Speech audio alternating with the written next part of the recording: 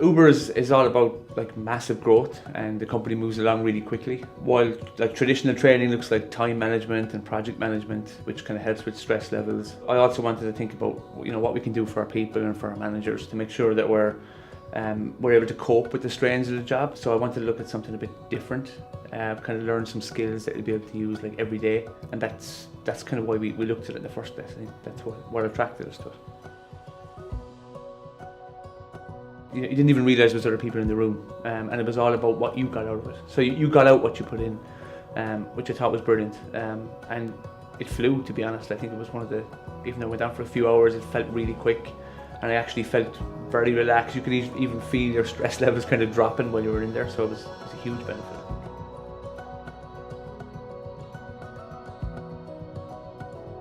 I really liked the kind of the mindfulness part of it that we did. I think you read books about it, you can download like apps and things like that to practice it, but it's setting aside the time to do it.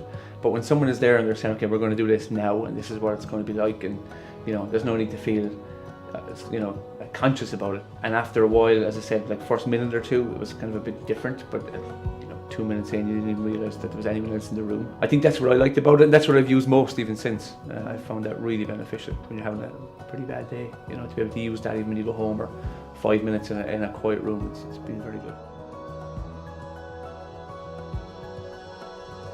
Yeah, having spoken to some people that kind of said like it makes dealing with the stresses of the job a lot easier. I know a lot of the team have actually started doing it with their own teams.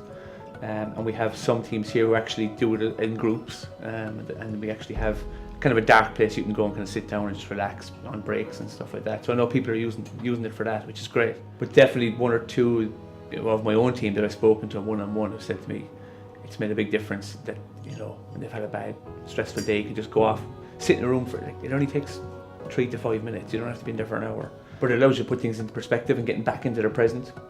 So you're not so much worried about what's happening tomorrow or next week or the end of the project. It's about what can I do right now to make it better. So I think a lot of people have found that really useful, and a lot of people then have carried it over, like they've taken it outside of work for other stuff that might be going on, which has been really beneficial.